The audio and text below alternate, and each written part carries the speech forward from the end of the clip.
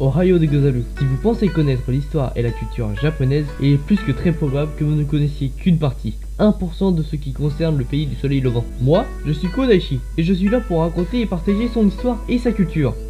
Ikuzo?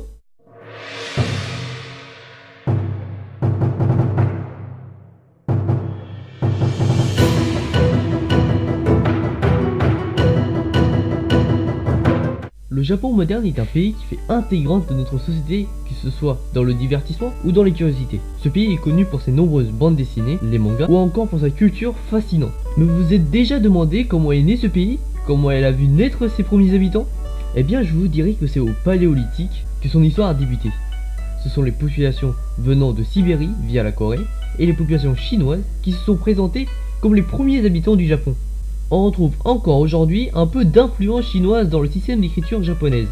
Appelés kanji, ce sont tout simplement des caractères chinoises issus du système d'écriture de celui-ci. Le Japon compte plusieurs périodes comme la période Jomon et la période Yayoi dont on va parler aujourd'hui.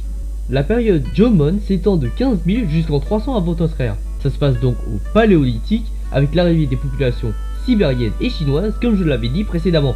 À cette époque, il n'y avait que des cueilleurs, chasseurs et autres rôles attribués pour la survie du peuple. Cette époque est surtout marquée par la poterie avec les premières fabrications, les dogu, représentatifs de cette terre bien paisible. Les dangers ne sont que mineurs et les problèmes politiques n'en semblent pas inquiéter le peuple. Cette époque est très visible et aucun problème ne sont importants pour réellement marquer son histoire. Vient ensuite la période de Yayoi, nom qui vient d'un type de poterie spécifique à cette époque qui débute au 3e siècle. Elle intègre surtout la riziculture, les méthodes du forge du bronze, etc.